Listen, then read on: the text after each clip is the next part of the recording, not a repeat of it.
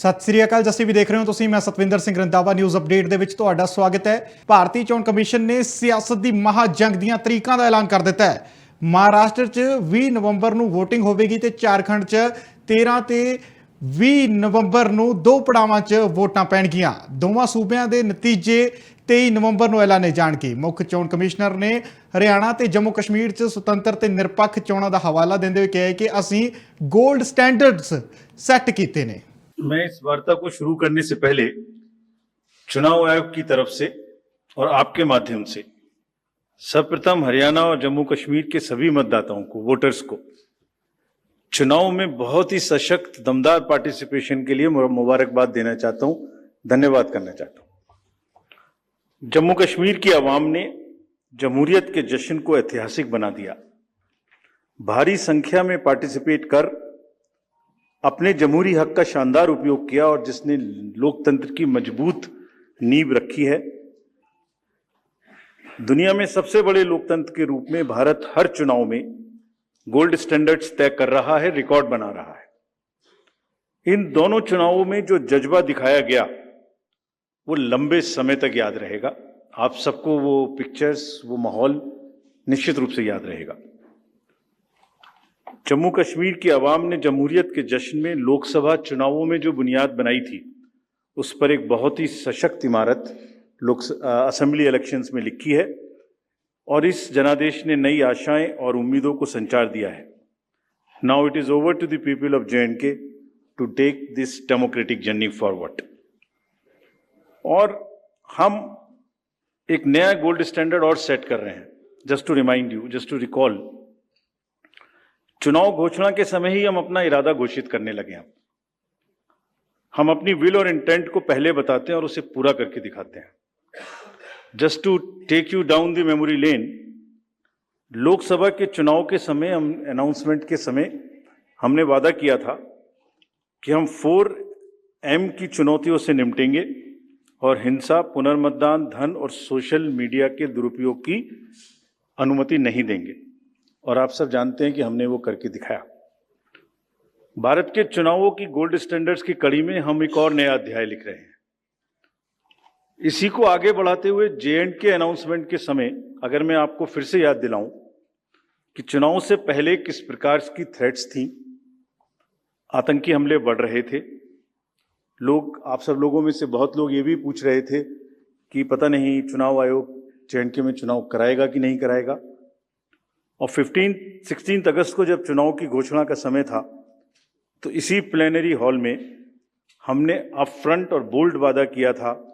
और मुझे याद है मैंने कहा था कि जमहूरियत के जश्न में आपकी शिरकत दुनिया देखेगी नापाक इरादों की शिकस्त की कहानी। और वो कहानी आपने सबने देखी और वो कहानी पूरे वर्ल्ड ने देखी। चुनाव को इंड्यूसमेंट फ्री बनाया गया और जहां J&K में चुनाव कराने का विषय होता था, वहां सीजर्स में 130 करोड़ रुपए के सीजर्स हुए, which is 100 times more than 2014 elections. तो पहले ये बात भी नहीं होती थी कि सीजर्स भी करना है, इस पावर को रोकना भी है। Similarly in Haryana, seizures were to the tune of around 75 crores, 4 times more than 2019 elections. इन दोनों राज्यों के चुनावों में भी नील रीपोल रहे। There was not even a single repoll in both the states, including the state of Jammu Kashmir. कोई violence नहीं हुई, zero violence, including the state of Jammu Kashmir. एक भी लाठी नहीं चली, एक भी गोली नहीं चली। आप सब इस बात के गवाह हैं। आपने देखे शिकस्त के नजारे। And let us give an ovation to the voters of Jammu Kashmir and Haryana. चुनाव दर चुनाव घटती हुई हिंसा, बढ़ती भागीदारी, रिकॉर्ड सीजर्स, मतदाता बिल्कुल स्पष्ट संदेश दे रहे हैं that they have full belief, they are very participate in the electoral process।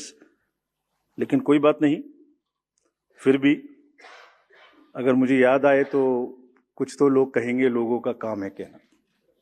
हम उसके बिना चिंता किए आगे बढ़ते हैं, अपना काम सशक्त तरीके से करते हैं, आपको विश्वास दिलाते हैं।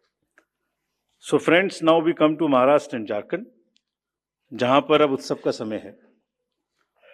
हाल ही में हमने झारखंड और महाराष्ट्र में विजिट की थी और वहाँ पर political parties, DOs, SPs, IGs, commissioners, enforcement agency सबके साथ बैठक की थी और पूरे व्यवस्था को समझा और उसका रिव्यू किया था.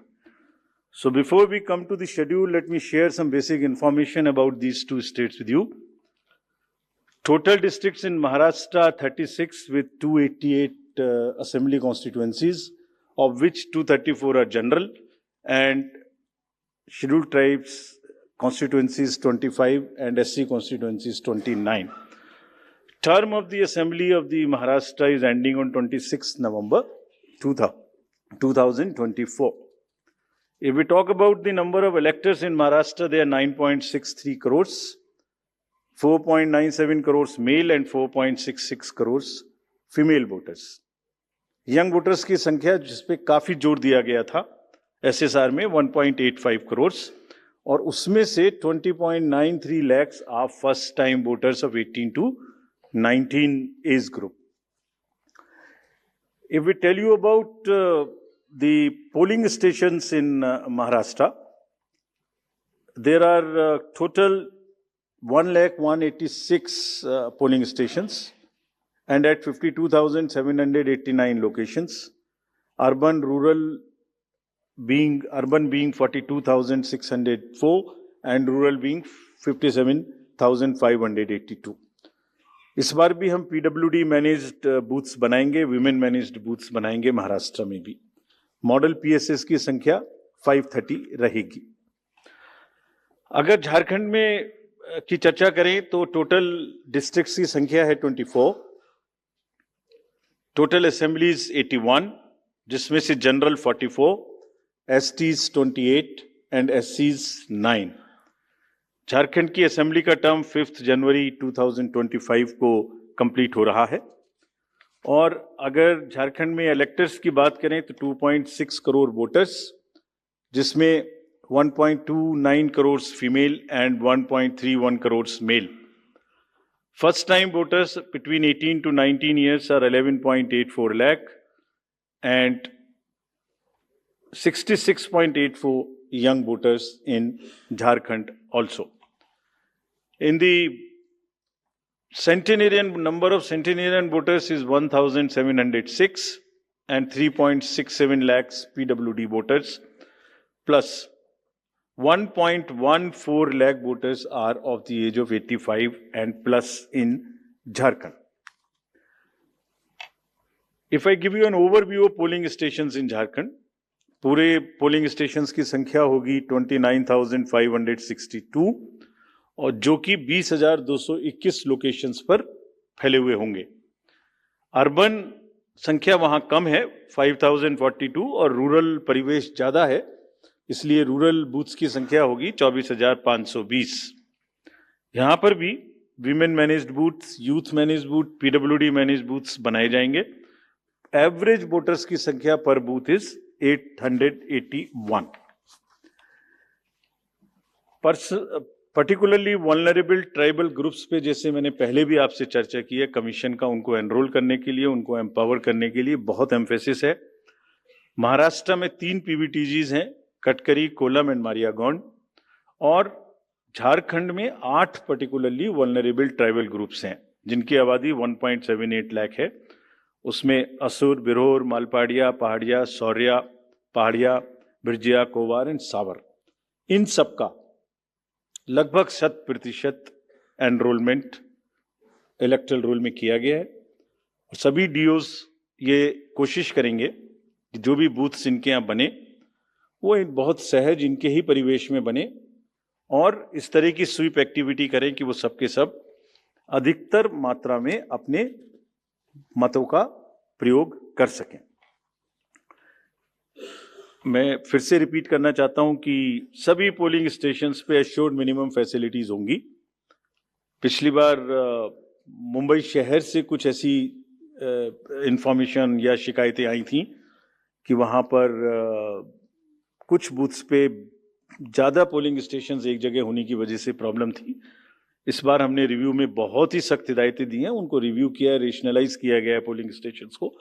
तो हम उम्मीद करते हैं डीओज विल वर्क. और वहाँ इस बार म्युनिसिपल कमिश्नर मुंबई को डीओ भी घोषित किया गया है ताकि जितने रिसोर्सेज उनके पास हैं उन सबको वो उसमें इस्तेमाल कर सकें। एक और व्यवस्था की गई है जो हम पीछे से कोशिश कर रहे थे, अब हमने उसकी इंस्ट्रक्शंस भी इशू कर दी हैं कि पोलिंग लाइन जब लगती है तो उसमें लाइन के बीच में भी थोड़ी कुर्सियां या बेंच लगाएं, ताकि अगर आधा घंटा लग रहा है तो बीच बीच में कहीं ना कहीं 5-7-10 मिनट के बाद आप 2-3 मिनट के लिए बैठ जाएं तो थोड़ा अच्छा लगता है, मतलब थकान थोड़ी कम महसूस होती है, खासतौर से बुजुर्ग लोगों को। तो ये व्यवस्था भी सब पोलिंग स्टेशंस पे रहेगी।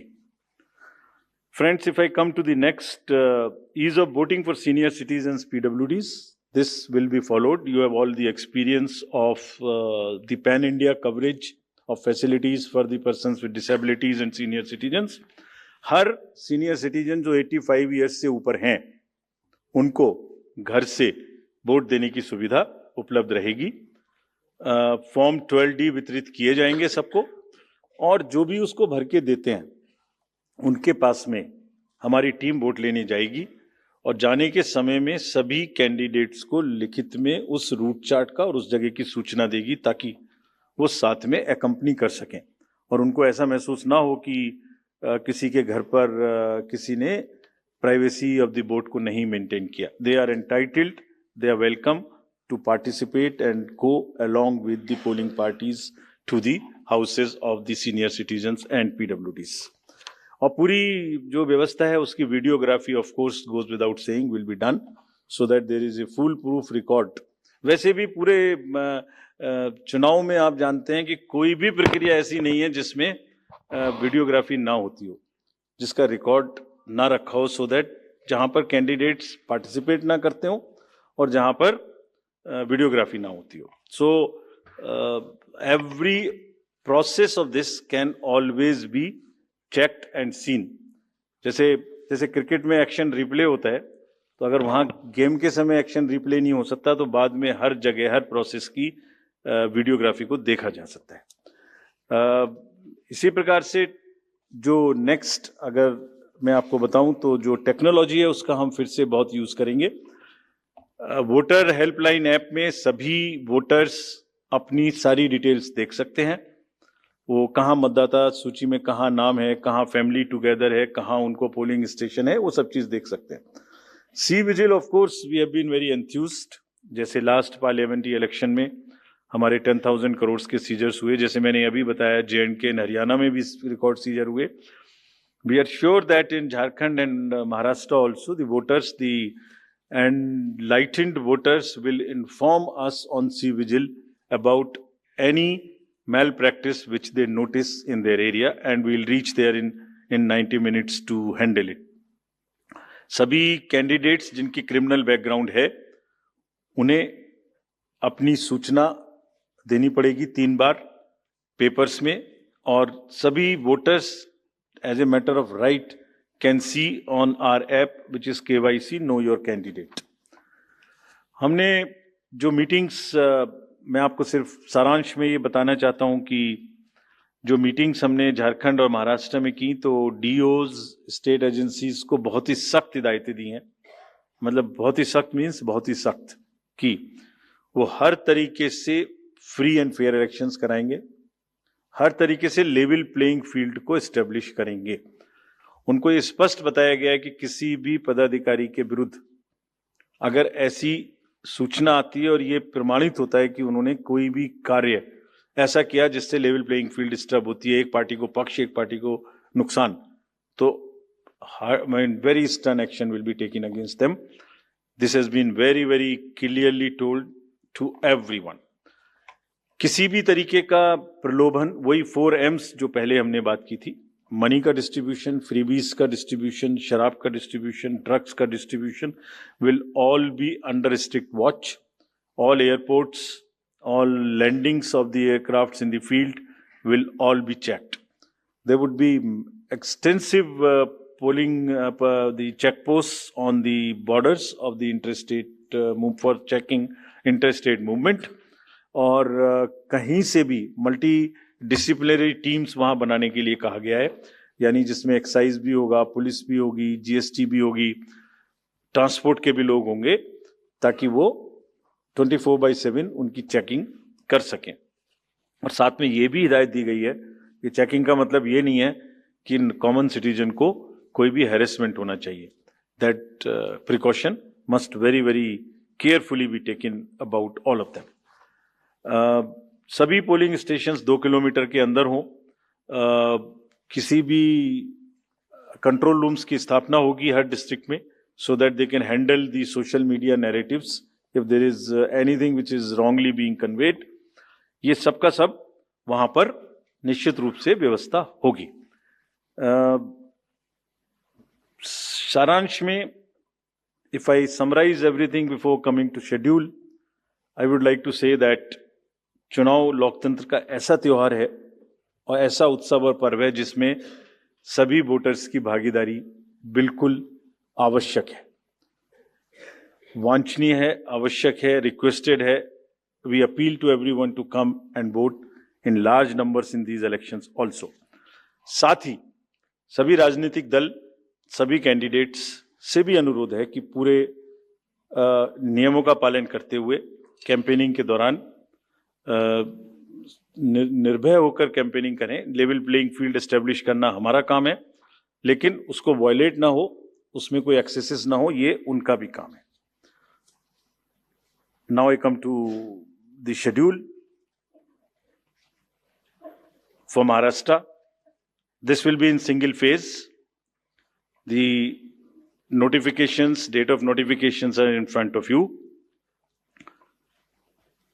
22nd October would be date of notification. Last date of making nomination would be 29th October.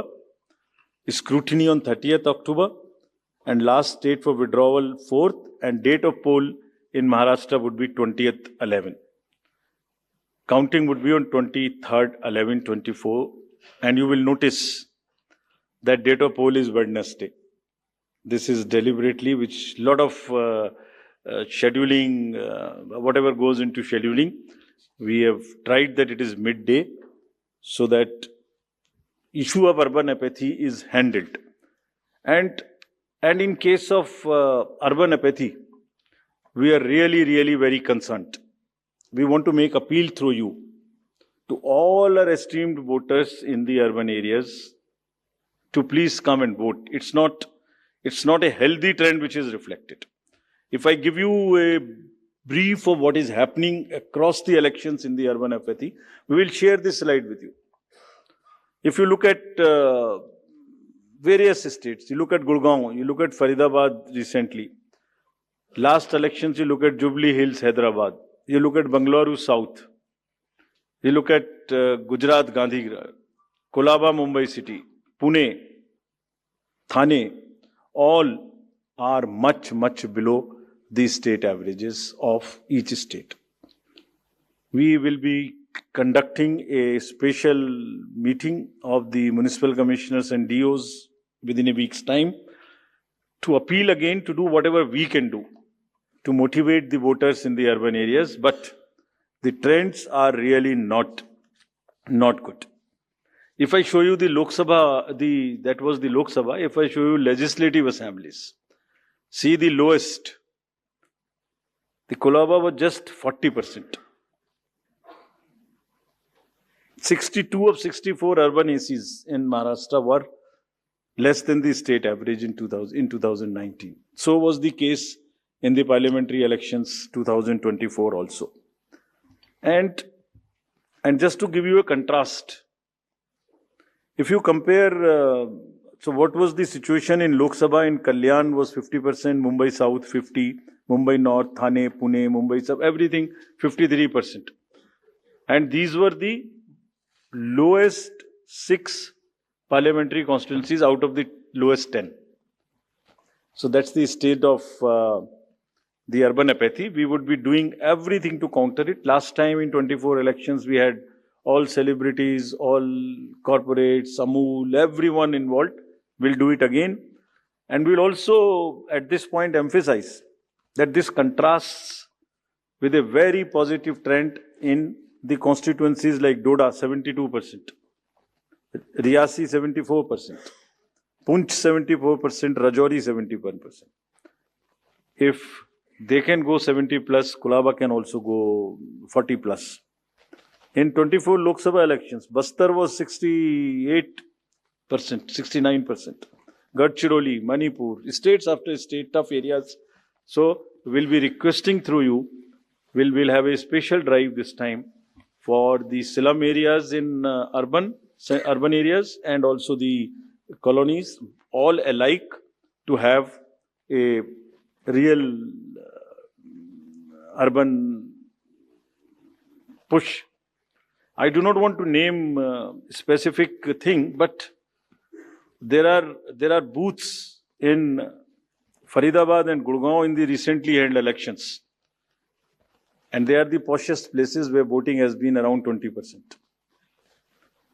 So again, we will be doing a lot of work on this to do whatever we can do to attract the urban voters. Now, friends, coming to Jharkhand. Jharkhand एक बहुत ही समृद्ध state है, बहुत ही उसकी विरासत है, और वहां पर हम फिर से अपील करेंगे कि सब वोटर्स अधिक से अधिक मात्रा में वोट दें. Schedule would be like this. Jharkhand would be in 2 phases. The date of poll, first phase would be on, date of poll would be on 13th November, and the second phase would be along with Maharashtra on 20th November. So the date of issue of notification for Jharkhand phase 1 would be 18th, and for phase 2 would be 22nd along with Maharashtra. Nominations for phase 1 would be till 25th of October, and for phase 2 29th. This slide we will share with everyone. And date of poll would be 13th November and 20th November, both Wednesdays. And date of counting would be 23rd 11, that is Saturday. With this, we end our presentation with the request that through you, that all the voters of Jharkhand and Maharashtra कृपया बाहर आइए, कृपया vote करिए. लोकतंत्र के उत्सव में आपकी भागीदारी कि हम बहुत ही रिक्वेस्ट करते हैं, अपील करते हैं आपसे. Thank you very much. So by so we will come back. We'll come back. So Okay. Sorry. Welcome back. By elections also. By elections. We have 48 ACs and 2 PCs in 15 states. They will also undergo the elections this time. All the 48 ACs and 2 PCs, the schedule would be like this. All the except 1 AC and 1 PC, where because of the festivities in some region, all 47 ACs and 1 PC of Kerala would undergo the election along with the phase 1 of Jharkhand. The same schedule. 13th November would be date of poll, and only for 2 ACs, one for assembly and one for parliament. That is Kedarnath in Uttarakhand, because on 12th there is gazetted holiday and dispersal of the parties takes place on that day. Therefore, it is on 20th. And similarly for Maharashtra, except that everything would be on during the first phase. Thank you very much. thank you, sir, for the very comprehensive briefing. Now we will take questions from the media. Please, the gentleman in the blue shirt, please. Thank you. Sir, मेरा नाम प्रशांत लीला रामदास है. मैं news 18 लोकमत से हूं, और मेरा एक सवाल इस तरह का है कि कांग्रेस ने डिमांड की थी जो वहां के पुलिस महासंचालक है रश्मि शुक्ला, इनको हटाने को लेकर, इसको लेकर आयोग क्या सोच रहा है और उस पर क्या निर्णय होगा? Question from that side also. From the pink shirt, second row, Mr. Shailesh Yadav. This was about DG. Right. Sir अभी सर मैं शैलेश यादव ANI से. अभी हाल ही में चुनाव संपन्न हुए हैं जम्मू कश्मीर और हरियाणा में, और लोकसभा इलेक्शन के बाद देखा गया है कि एग्जिट पोल जो हैं एकदम उल्टे रहे हैं या जो है एकदम गलत साबित हुए हैं. और इसको लेके पब्लिक में सवाल ये उठता है कि एग्जिट पोल में तो सरकार इनकी बन रही है और नतीजा उल्टा है, उस पे ईवीएम पे सवाल उठाए जाते हैं, जिसकी शिकायत आपसे कुछ पार्टियों ने करी थी, जिनका एग्जिट पोल में ये था कि सरकार बन रही है और जब ईवीएम का रिजल्ट आया तो सरकार बदल गई। तो इस तरह के एग्जिट पोल को लेके आपका क्या कहना है, क्योंकि ये सवाल जब उठते हैं तो आपकी तरफ से जो है बाहर नहीं आता है कि क्या इलेक्शन कमीशन सोच रहा है इस पे? Last row, madam was raising the hand. Please. Yes. So just wanted a clarification for the assembly constituencies and parliamentary constituency by polls. So it's Wayanad and Nanded, the two parliamentary constituencies voting, right? Yes. Yes, yes. There is a EP. There is a EP pending. Yeah. Gentleman in the, yes, please. Sir I am Sandeep Rajgolkar from TV9 Marathi. मेरा सवाल ये है, जो अभी जो सरकार में जो पॉलिटिकल पार्टीज है उनको अब मिले, अपोजिशन को भी मिले, उन्होंने मांग की थी, जो पार्टी अभी सरकार में है उन्होंने मांग की थी कि एक फेज में ही वोटिंग हो, और अपोजिशन ने तब टीका पर की थी उन पर कि 2 या 3 फेज में होना चाहिए। तो उनकी मांग थी इसलिए किया क्योंकि छोटा हो के भी झारखंड में वहां पे 2 फेज है और महाराष्ट्र में 1 ही फेज है। We have gentleman in the first row, please. Good evening sir. सामने सर। Yeah. मोहित दुबे, न्यूज नेशन से हूं सर मैं। मेरा सवाल ये है कि ईवीएम को लेके पहले भी आपने बयान दिया है, लेकिन एक बार फिर से ईवीएम को लेके शिकायतें विपक्षी दलों ने हरियाणा को लेके की है, बैटरी को लेके शिकायत की गई है। तो आप हमेशा ये कहते रहे कि निष्पक्षता के साथ हम चुनाव करवाते रहे, तो ऐसे लोगों को आप क्या जवाब देंगे, ऐसे लोगों को आप क्या कहेंगे जो ईवीएम को लेके आपसे शिकायत करते हैं और इस बार बैटरी को लेके शिकायत की गई? तो पहले इतने प्रश्न जवाब दे देता हूं। पहला प्रश्न था डीजी महाराष्ट्र के बारे में। सो DG's appointment in any state is governed by the procedure where the name of the senior most officers are sent to the UPSC. UPSC selects the person, and there is a Honorable Supreme Court decision on this in Prakash Singh's case. The entire issue of this will be handled as per the legal pronouncements governing the subject.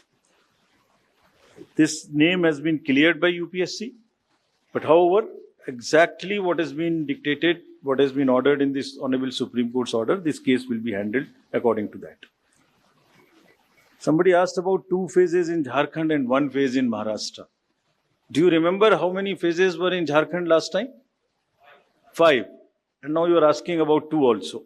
There are factors in Jharkhand which are about the Naxal areas and others. There are concerns, therefore there are 2, and Maharashtra was 1, it is 1.